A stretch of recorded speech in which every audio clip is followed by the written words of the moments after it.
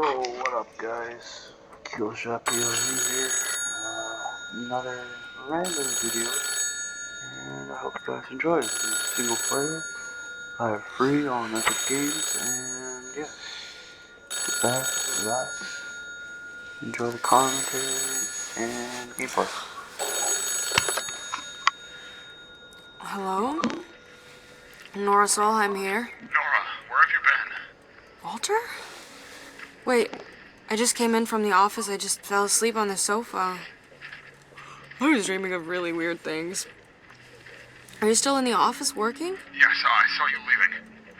Listen, our central processing unit, Atlas, is out of control. I just discovered parts of it all over our servers. We'll just shut it down then. Impossible. It's spread too far already. But there is something else. People are gathering at the checkpoint Bornholmer Strasse. It's happening. Comrade Schabowski publicly said that the wall is open in a press conference just 1 hour ago. Wait, what? They closed down the office. The Stasi is already here. They're taking everything apart. But all the work, it can't be for nothing. Nora, I have to stop Atlas. Wait, let me come over. We'll figure it out. No, I don't want to drag you into this. I need to leave now. What do you mean you need to leave? Walter, wait, stop. I love you more than anything, Nora. Walter, wait. Walter, hello? Did he just hang up on me?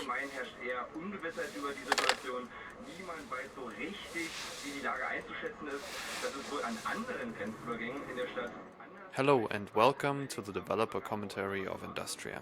I am David Jungnickel, co-founder, writer and artist at Bleakmill.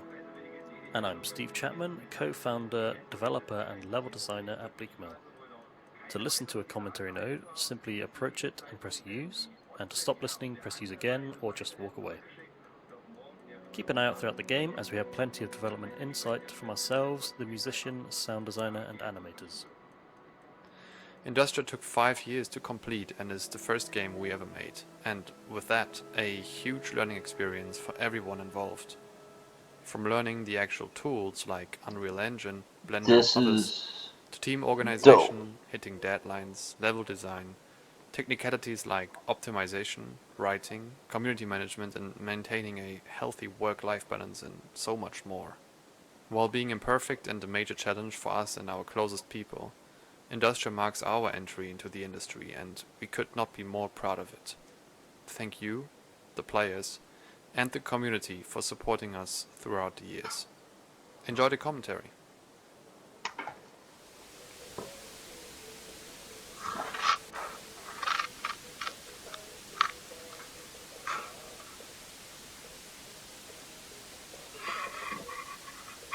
Okay.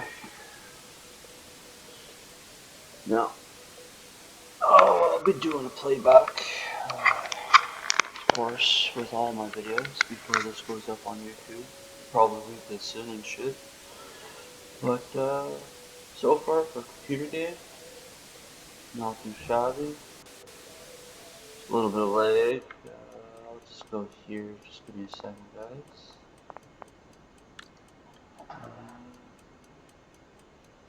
Do this. Go back to that. Ultra performance. No. Oh, there we go. Beautiful. Beautiful. Okay. I really need to look for Walter. Just hope he didn't do anything stupid. Hello and welcome to the developer commentary of Industria. I am David Jungnickel, co-founder, writer and artist at Bleakmill. And I'm Steve Chapman, Okay, so that's the beginning.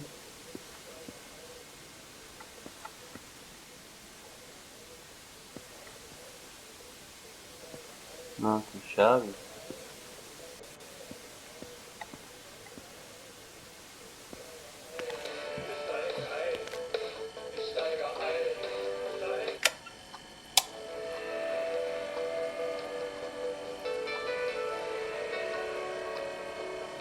I should leave now.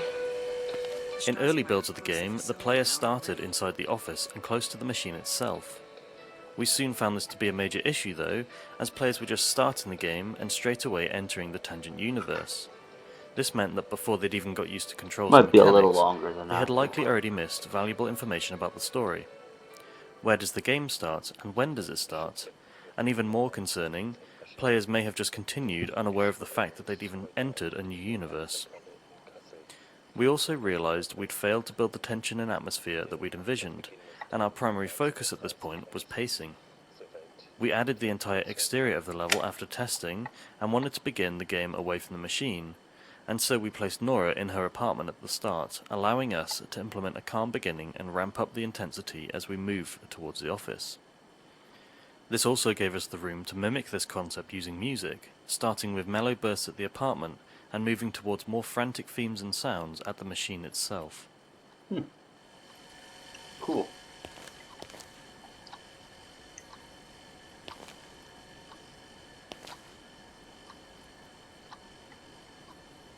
I like how you could just, clean up after yourself. See if there's garbage here. No? Can't open up the window? No? Stare at it? That's pretty cool.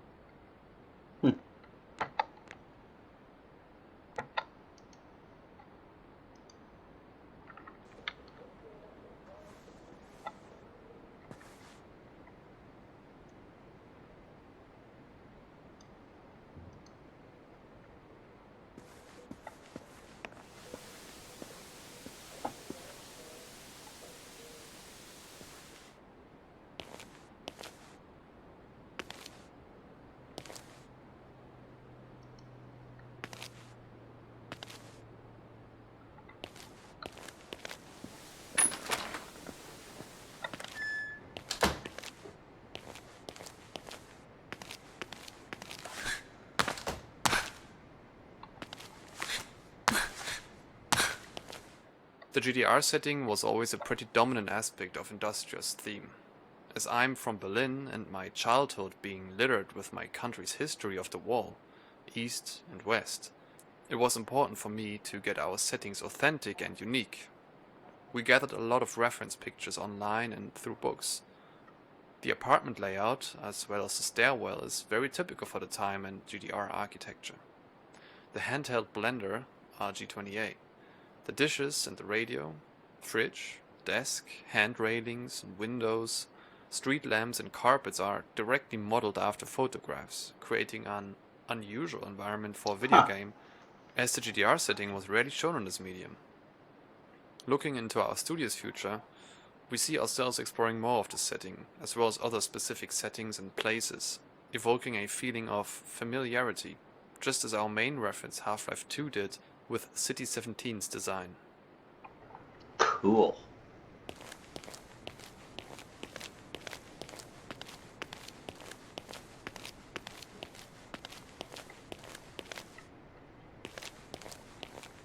Pretty cool, I must say. Let's check down here, see if we miss anything. Nothing here. Oh.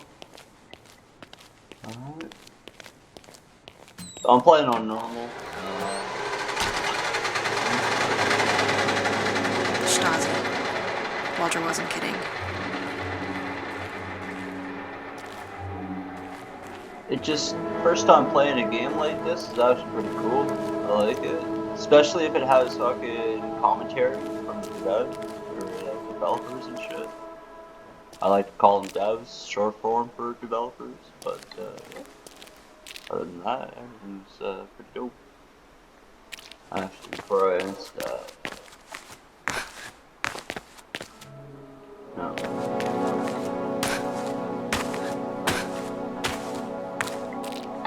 With the progressive flow of our pacing in mind, at this point we're starting to intensify the atmosphere. We start in this scene with the Stasi car speeding past us. This draws our attention as the only moving and audible object in the environment, and its movement from left to right pulls our attention naturally in that direction. By the time the car passes us, most players will This have is moved pretty forward to fucking look sick, directly I down the must street and say. towards the office block. Here, the scene composition is crucial. As we gaze down the street and towards our goal, we use typical 80s era buildings to line the streets, and their bold geometric shapes confine our view and frame the office at the center. I don't know how long this video is gonna be, but I hope you guys enjoy. Because this is been waiting for a game, something like this, to come through every now and then. And I don't. What the? Oh shit. Tangent resonance. It's not usually like that. Oh shit.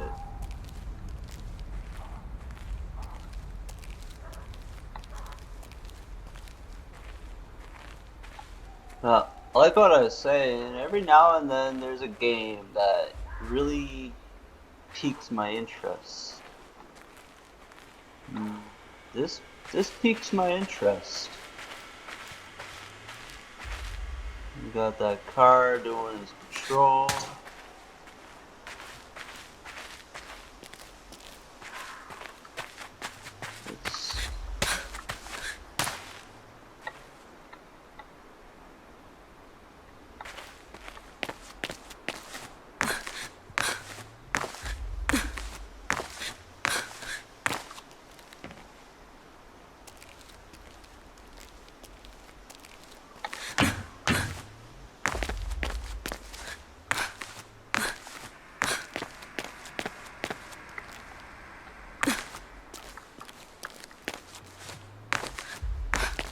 It's got the cop car.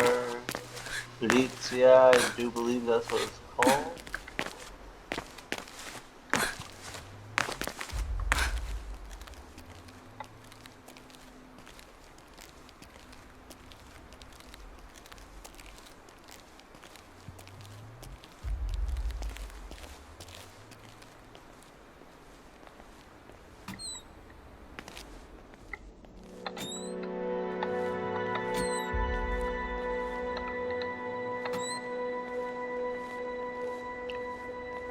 Oh, this is crazy.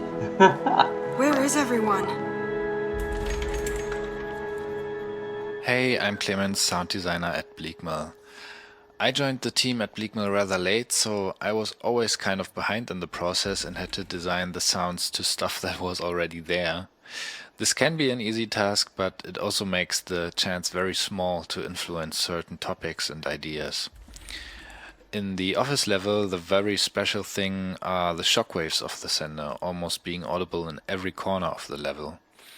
Heavily inspired by Playdead's Inside and their amazing shockwave scene, I created multiple variants of intensity of the shockwaves, ranging from deep and muffled impacts, which are mostly audible outside the facility, to intense crashes shaking the whole office interior. The shockwaves are a key factor of the level as they constantly remind the player of their goal, reaching the heart of the facility, the sender chamber, and to find out what's going on. Cool.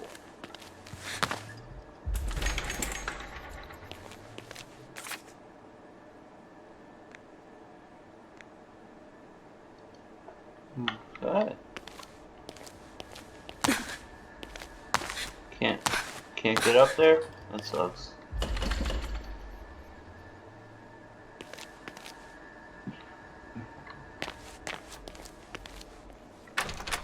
No.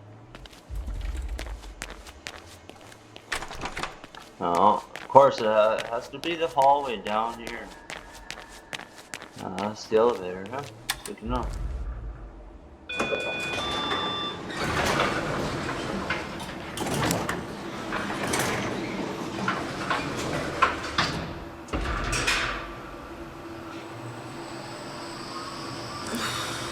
Am I still dreaming?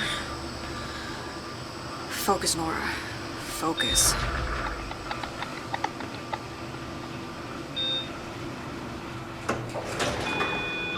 So far, my impression Walter? pretty good. You here? Pretty good. I like it. Not too bad. Hi, I'm Lucas, composer at Bleakman. The music in this level has gone through some serious changes, just like the level design itself. Originally, there were a few unconnected pieces of music playing in various areas of the level. In the end, we went for a more interconnected approach.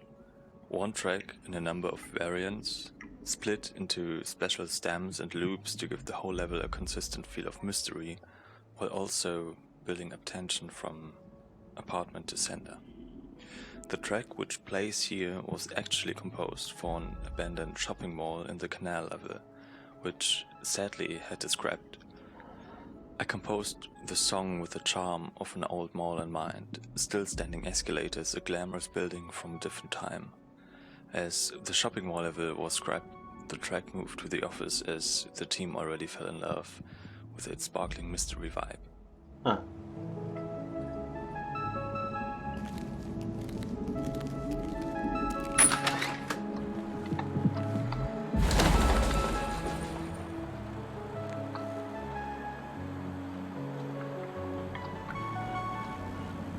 Crazy. This is crazy. Give me a second. Control. I like toggle crouch, to be honest with you.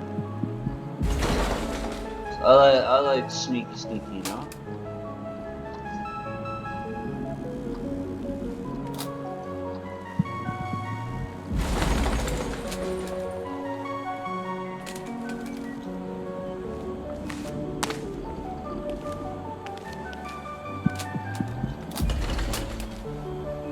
He left his key card? Well, could be useful.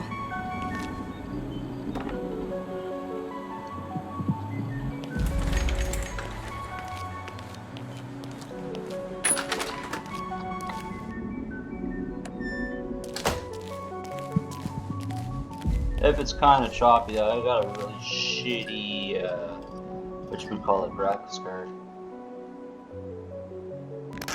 Come on, come on, come on, come on. Yes, perfect. As this was the original start of the game, it was apparent that we were overloading players with information. Teaching the controls and mechanics in a confined space left little room for them to absorb additional information about the plot. We certainly fixed many of those problems by moving the game start outside the office, but we still had concerns with introducing Walter whilst not having him on screen. This is partly the reason for the phone call at the beginning, as we can introduce him before This players is take sick. control and get distracted. That's all I have to say. Then we This conceived is the idea of pretty Walter's sick. office being I like isolated from the others, and added the locked door in between so that players would need Walter's keycard to progress. This straight away tells us a few things about Walter. Firstly, he's involved in the project, and secondly, he must be high-ranking if he holds the key to the offices beyond.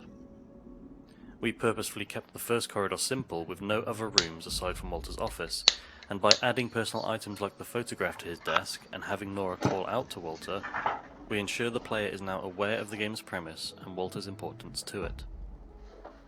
After that, we can focus on the rooms beyond the door and how the office and machine operate, with each room having a specific purpose. If players spend time to study it, they'll learn that goods come in from beyond the airlock, then they are studied by personnel. After that, the useful information is recorded and logged in the tape room, before then being stored in the storage room.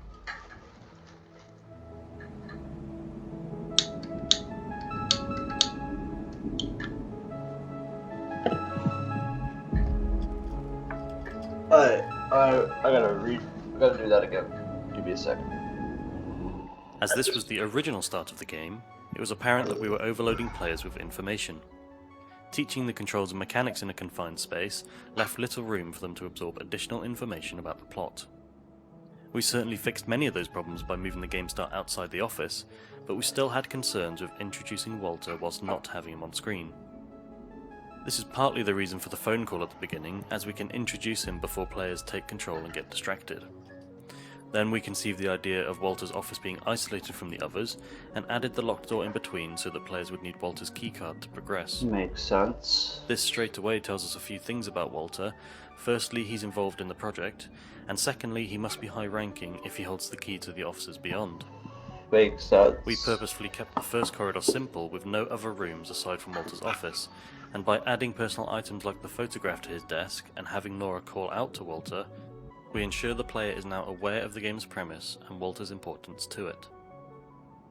After that, we can focus on the rooms beyond the door and how the office and machine operate, with each room having a specific purpose. If players spend time to study it, they'll learn that goods come in from beyond the airlock, then they are studied by personnel. After that, the useful information is recorded and logged in the tape room, before then being stored in the storage room. Makes sense.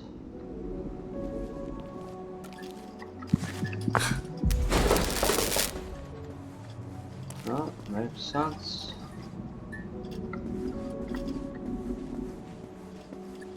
Pretty dope, if I do say so myself.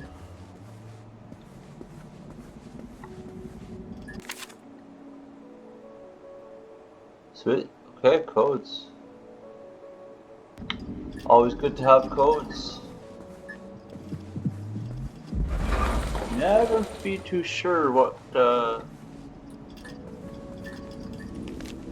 you can find with codes. Game save, right on.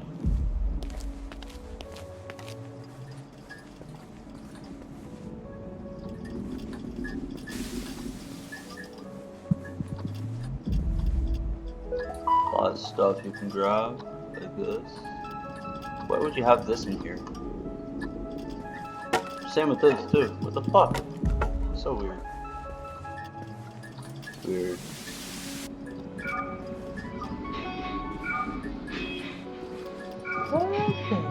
What?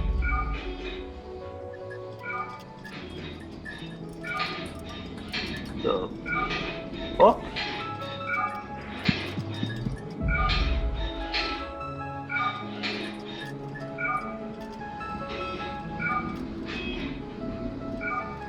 Okay, I'm tripping here.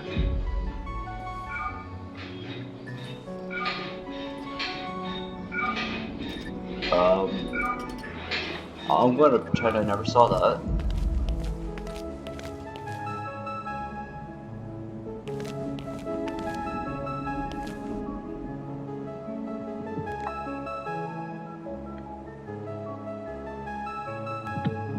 Alright.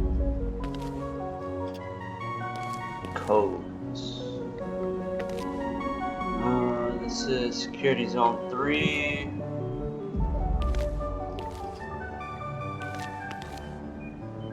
Keep documents ready. Okay, journal. Finding the codes. I have the codes. Let's try the first one.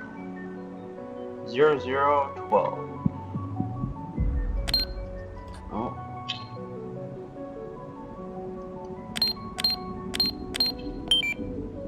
Aye. 001. No. Okay. 5637. 5637. No. 3224.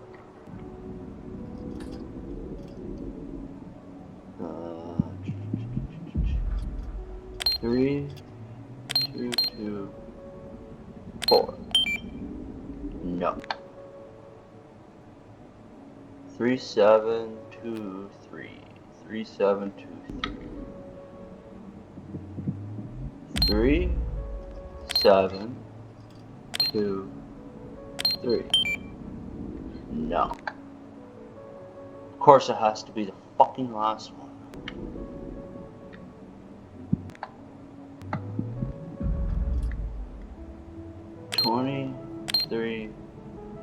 Oh no. Of course it has to be. Bullshit.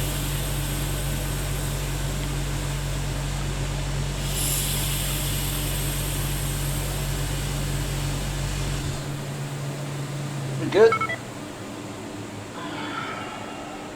Are we good? Thank you. Jesus. This doesn't look good at all.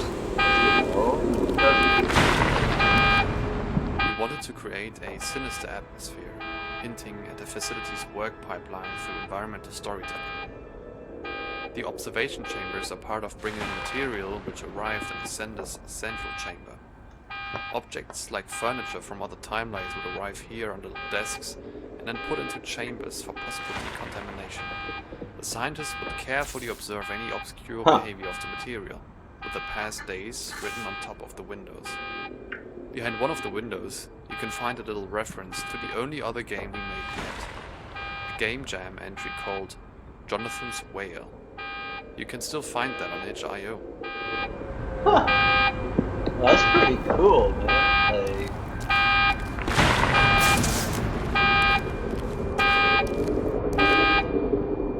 yo, what is it? What the fuck? Okay, yo, this is trippy, man. Because this is 24 hours. 48 hours. 72.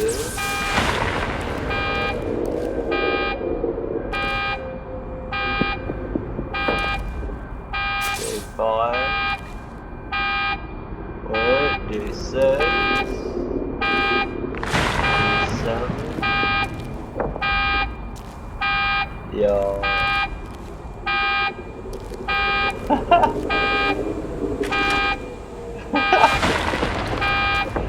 Fucking jump scared myself. Holy fuck. Oh my god, what is happening?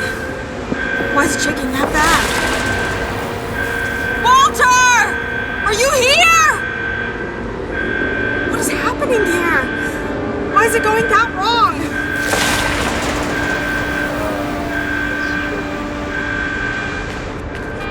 That's true.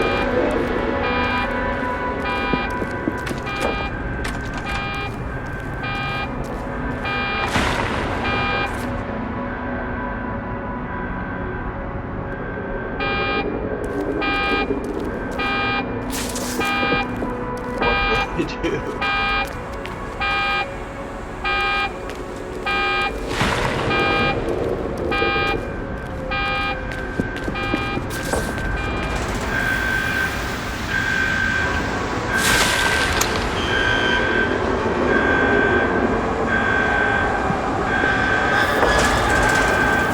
This is crazy.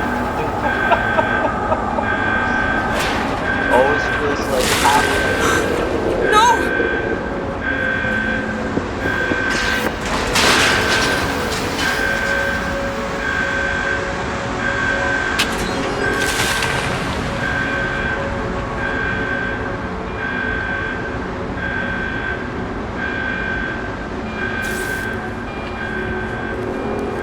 Like you hitting goldies, you know?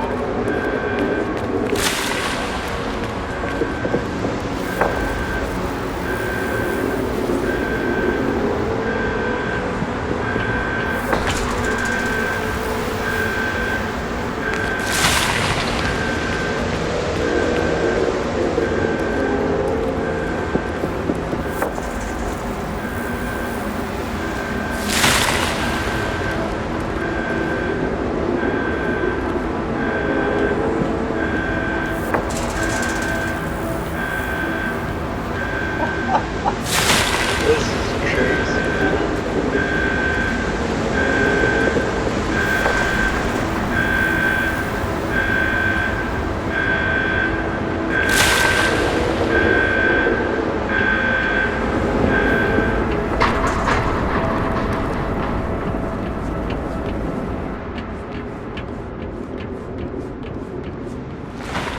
You did it.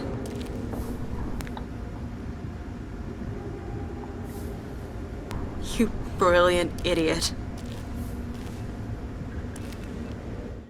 Hello, I'm Gabriel, and I'm the first-person weapon and cutscene animator at Bleakmill.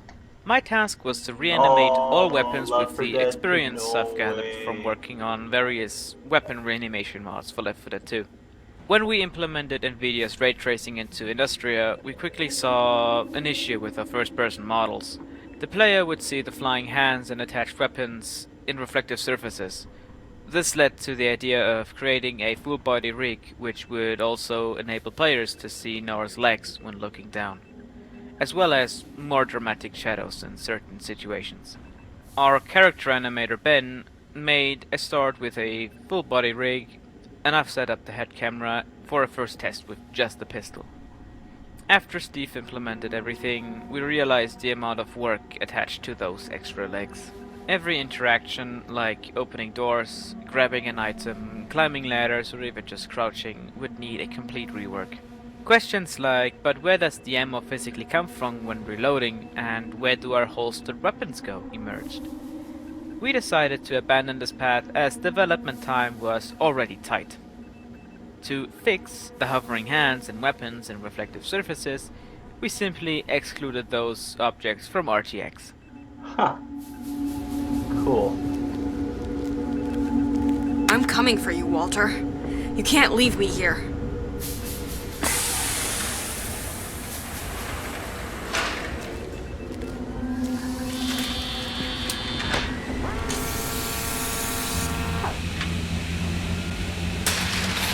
Okay. I gotta manually set the security protocols.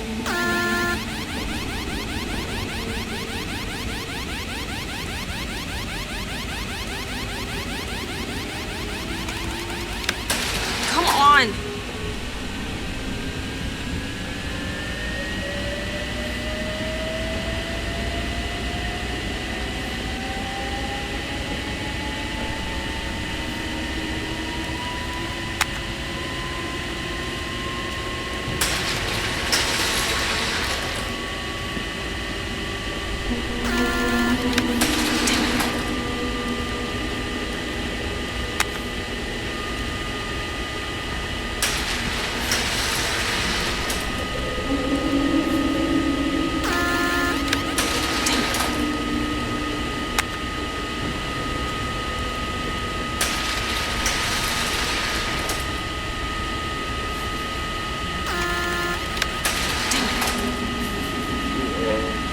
My bad.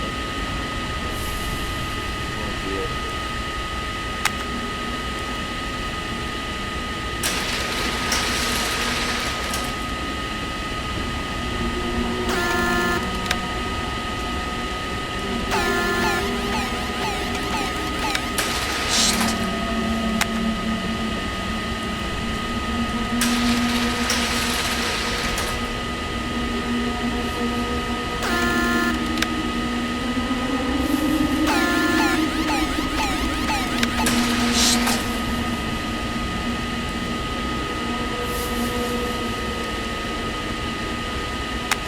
Oh, this is gonna be big.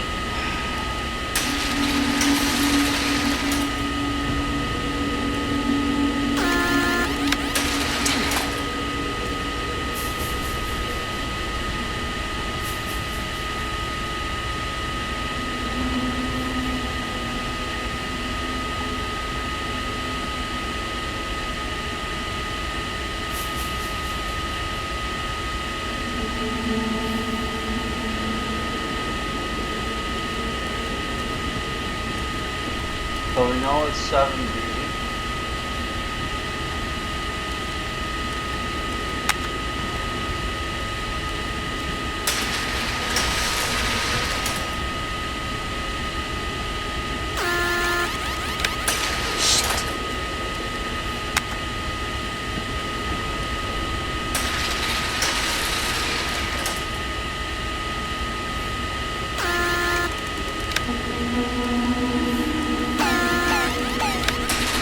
Come on.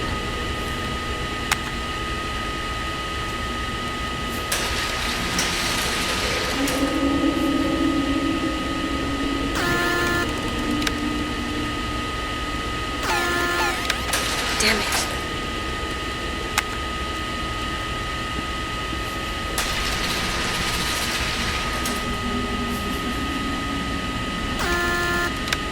I might be quieter, guys. Damn it.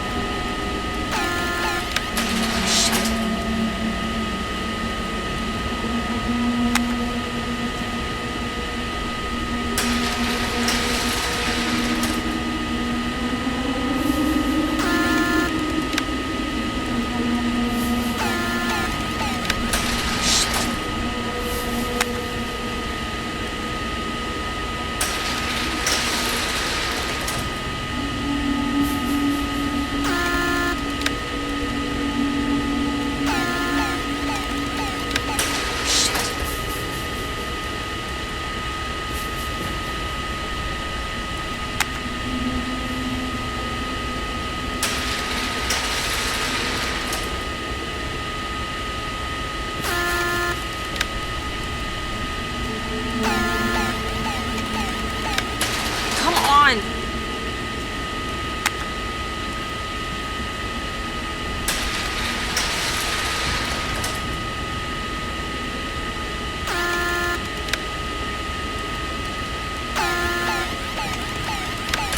Come on!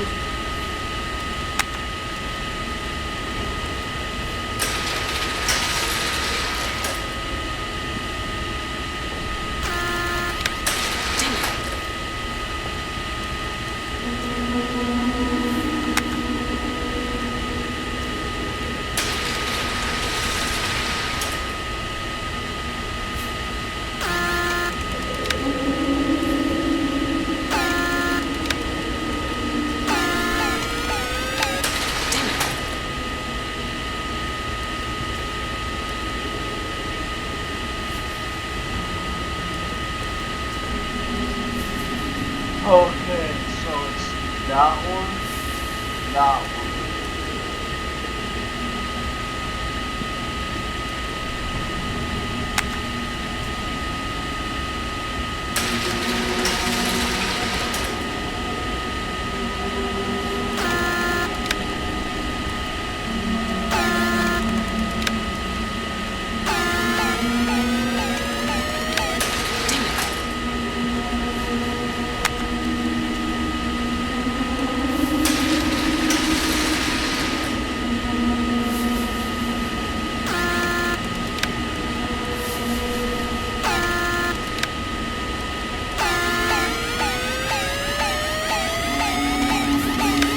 Come on!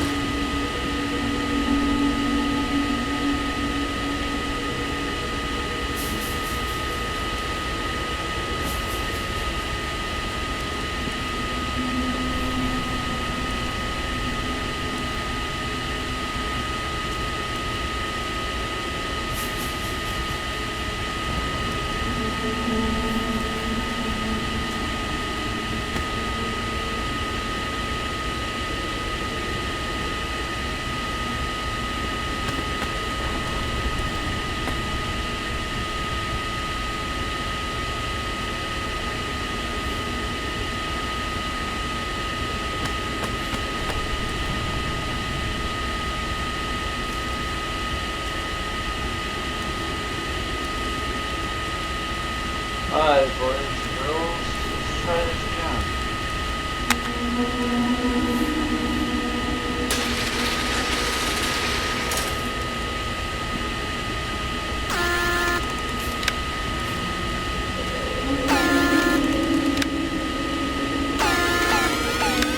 Come on!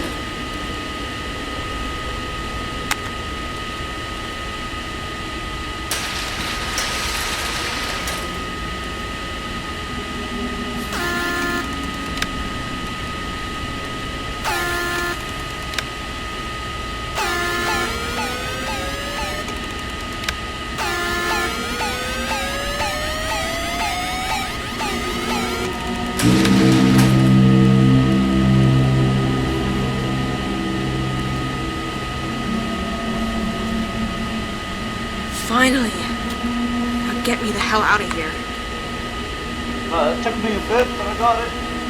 Okay.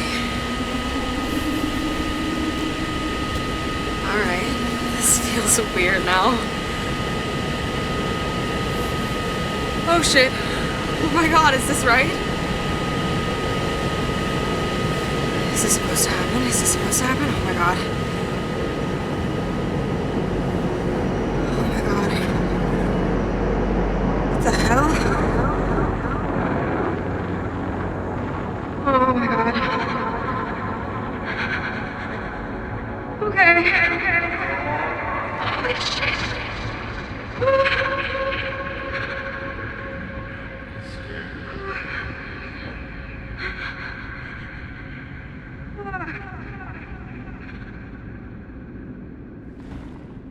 I heard that guy's voice.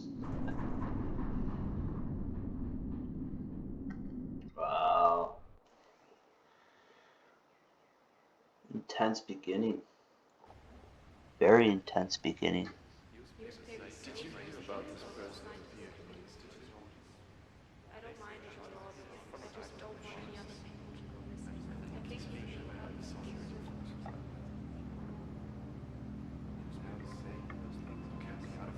The library, which we also call the super level. It's an abstract place at the end of each major level in the game. Whispering voices tell aware players backstories about the citizens of Horkovik and how they feel about certain events happening in their hometown. This level was really only made because of the theatre scenes, which follow directly after the library environments. The theatre scenes themselves were originally just simple cutscenes. However, we were unsatisfied with them being the only unplayable thing of Industria, so we made the theatre scenes playable. This was followed by us wanting to make players see and feel the library, the parallel world in which the theatres exist. One thing led to another, and suddenly we had a completely new environment complex.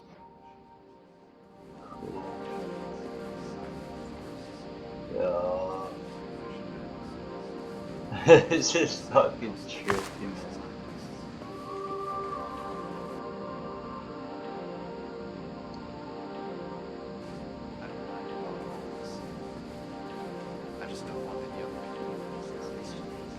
The music in the library is kept rather abstract.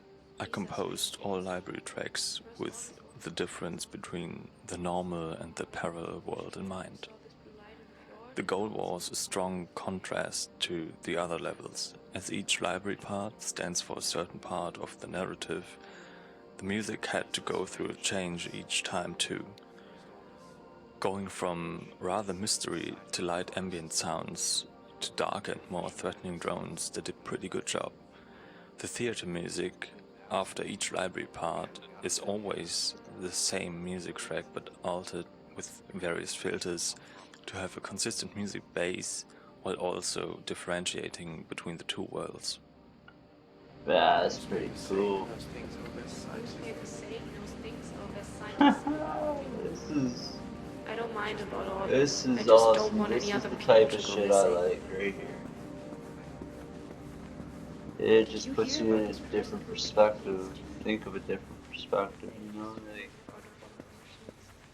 These are strange days. this First all these is walking machines being sighted in the forests, then the two fishermen who saw this blue light in the fjord, and now this man coming out of thin air. yeah, that's something else, man. These are strange days. First all these walking machines, then the two fishermen who saw this blue light in the fjord. Okay.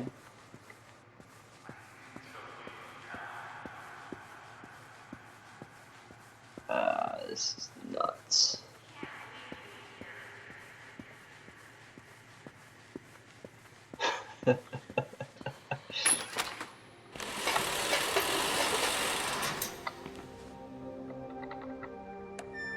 Theatre acts as an abstract storytelling device at the end of each library part. The content of the play either preludes what's going to happen next, or it recaps what's already happened before, all during the time dilation. The idea was to create a simple theatre play with the main characters. Nora, for example, is portrayed as this constant hovering element, standing for her being essentially in stasis in the library. We wanted to give players the chance to walk by the show and not force them to watch the play, Looking back at it, this really just led to most players skipping the rooms, which led to losing momentum in the narrative.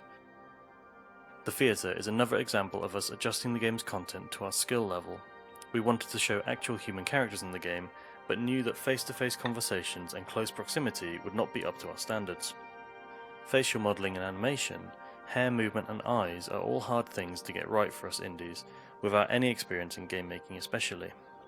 Having human characters perform abstract plays at a distance the player can't physically reach was the perfect solution.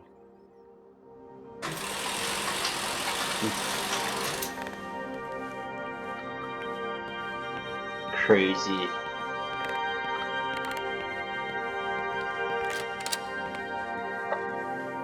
That's crazy.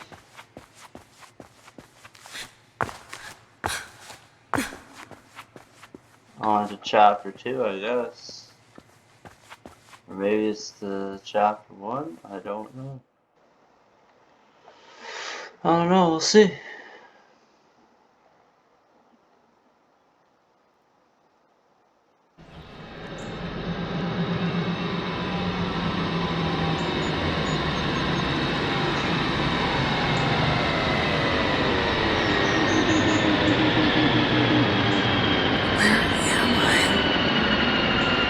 What is this place?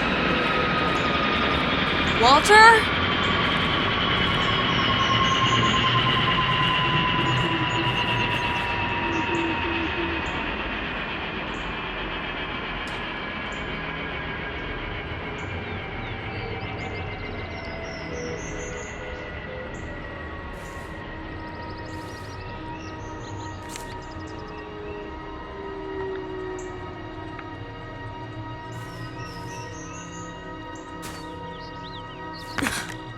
Crazy.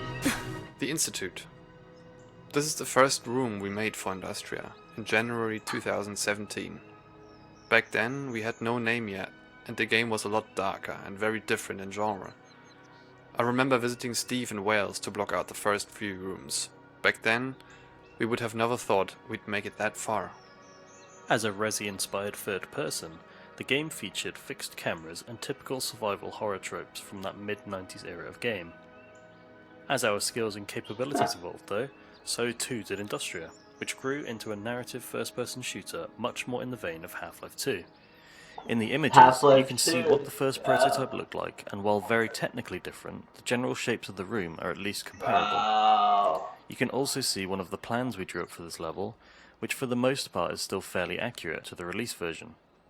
In fact, this is one of the only levels where the design didn't drastically change, and while the general design translated to the new FPS format okay, the level wasn't without its own issues, as we explore in some of the upcoming commentary. Wow. See, I had a feeling it's just like Half-Life 2. Almost the equivalent. That's pretty sick, man. They did a very good job with this game. Like, that's crazy.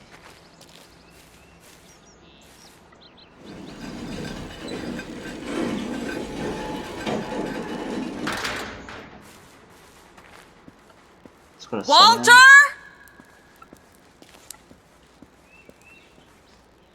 For a long time, the flashlight was an oil hand lantern that illuminated the area around the player. But later in development, this was changed to be an electrical lantern that used these big battery packs scattered around the world instead of oil cans. During playtests, quite a few people missed the flashlight, which back then was located on wooden crates next to where the missing valve was. So we decided to place the flashlight on the ground in hope people wouldn't miss it. Unfortunately, some players still did, so we went a step further and decided to force pick up the lantern when walking over it, with a pretty large radius. This was not an elegant solution, but it was necessary for later areas in the game with little to no light available. We also added a rat. Makes sense. Yeah, makes sense, yeah.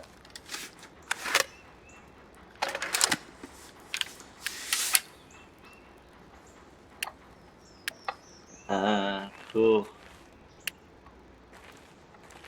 Cool. Huh? Pretty cool, man.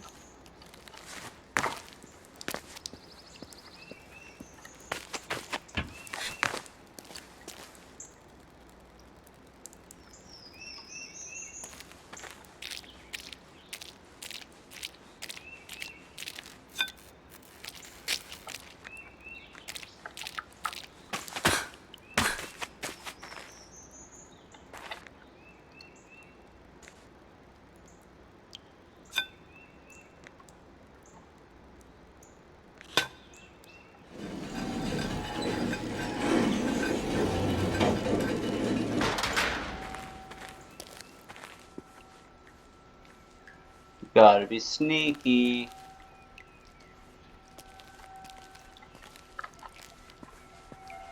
Get into creepy territory now.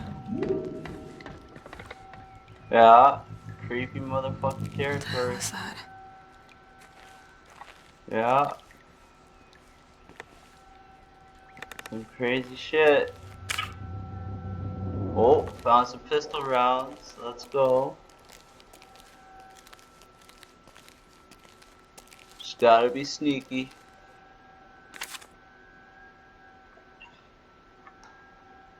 Oh.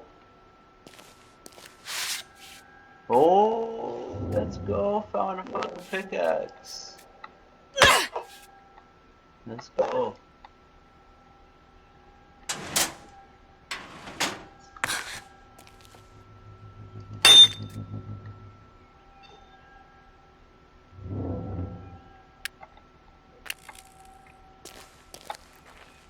Okay.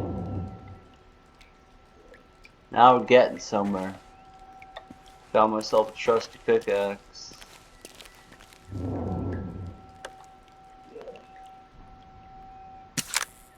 Take a battery, why not?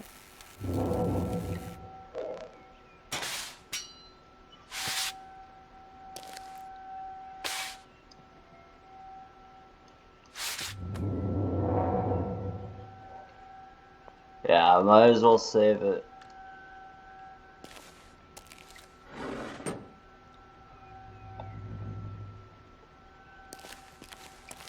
Okay, so we have to go this way.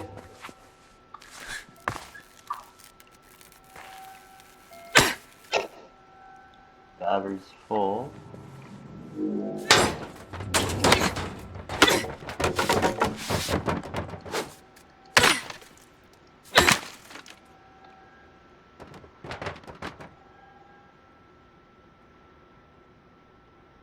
I just want to be sneaky for a little bit.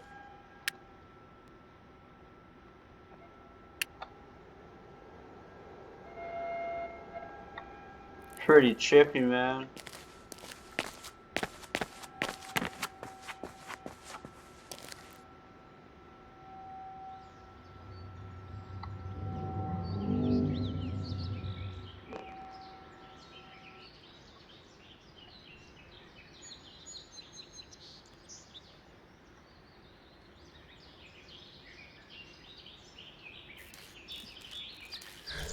An elevator. Maybe that's the way out of this terrible place. See? That right there. You know what? Let's go fight these fuckers.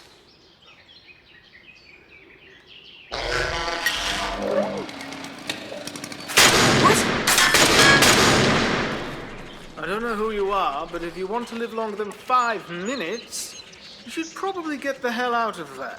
Then tell me how! The elevator needs power. The steam machines through the door underneath me are your only hope. Who are you? Hey, wait, come back!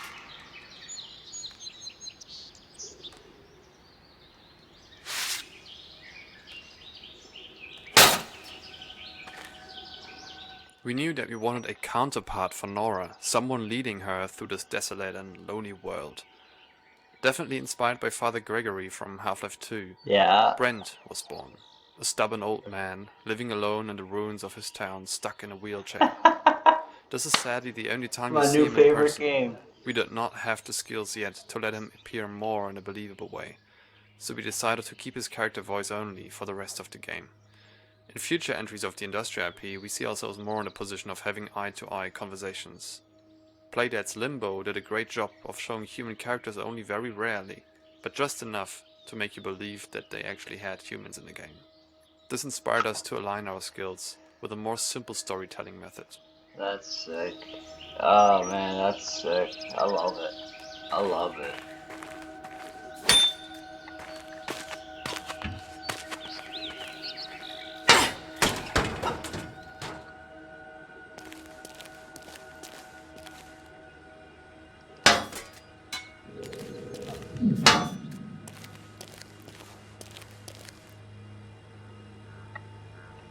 The chemistry puzzle was a challenge that we had to tackle time and time again. As our core loop changed, so too did our puzzle design, and in some cases they had to be redesigned from the ground up. Couple this with the tweaks in the play space, and this puzzle itself went through many different versions of its own.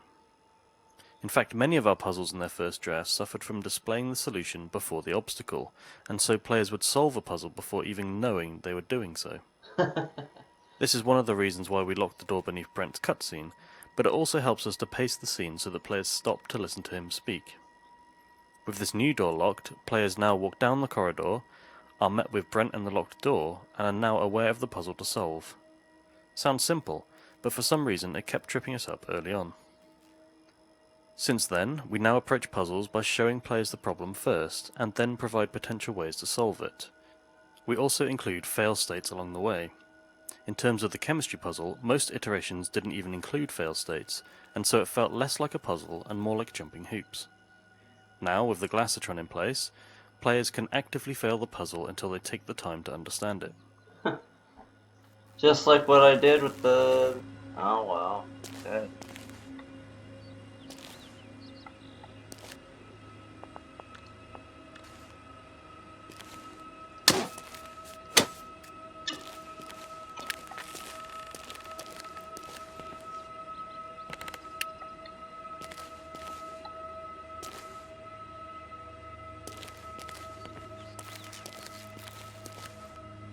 Sulfuric acid. Propane. Good. Treated rust.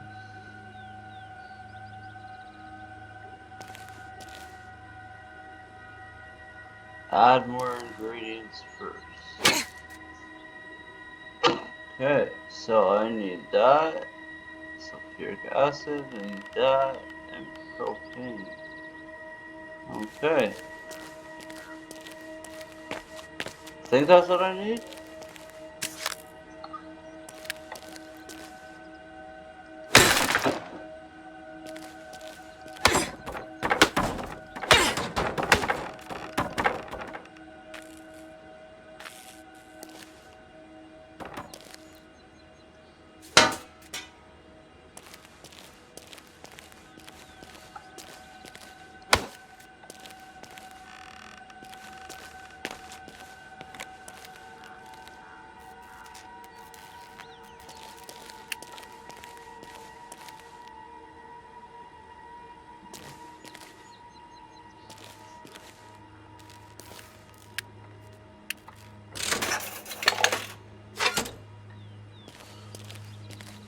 Okay.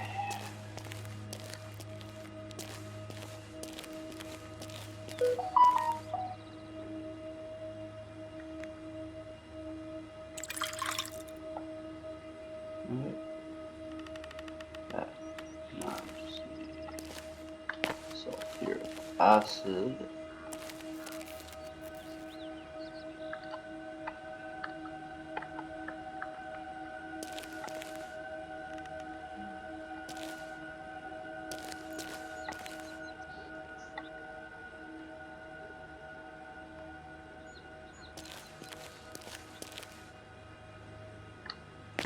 Give me a second.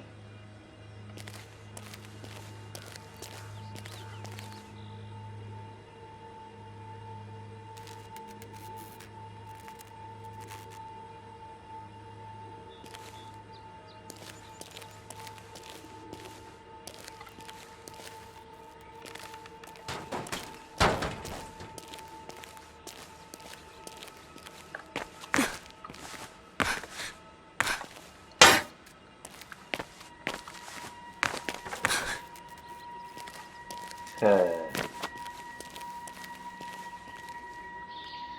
Ah, I knew it was over here. I had a feeling.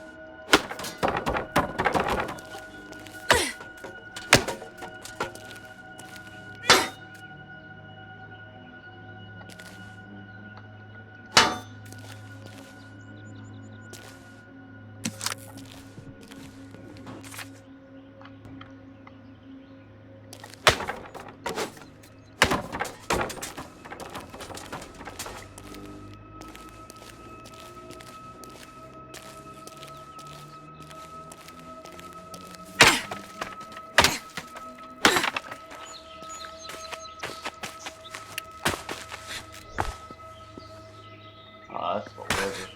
I don't want to go up there. Oh, maybe I do have to go up there. Hold on. It seems to be missing No. power.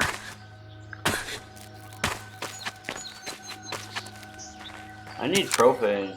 That's what I need.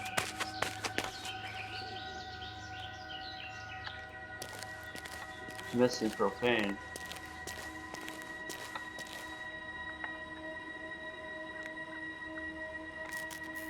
Oh, fuck off.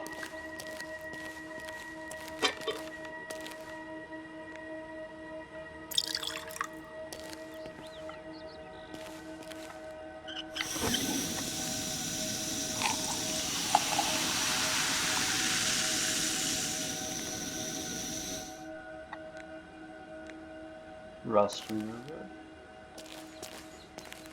You know what? I'm gonna make some different shit. Give me a second.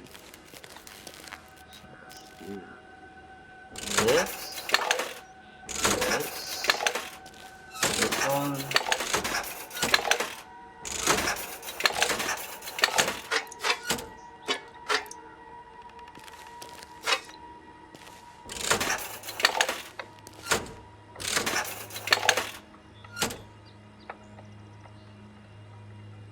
Inventory full. Okay. I'm gonna try something here. Give me a sec. Okay, so let's go this way. I'm gonna go here.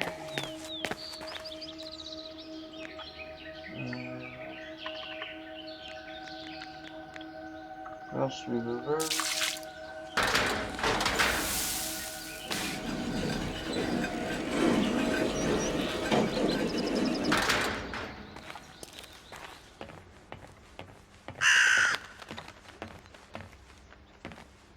Oh, give me a second, guys. I gotta go to the washroom.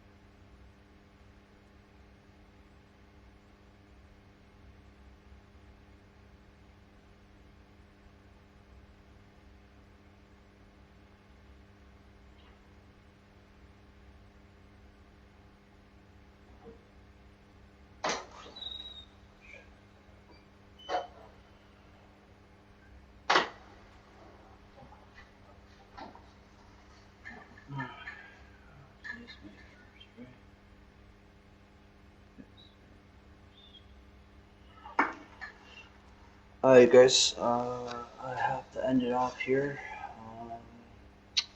Stay tuned for more, and yeah, thank you for chat. checking out Industria for me, and yeah, hope you guys enjoyed the first bit of this. There will be more, but other than that, have yourself a good one, guys, and talk to you soon. Peace.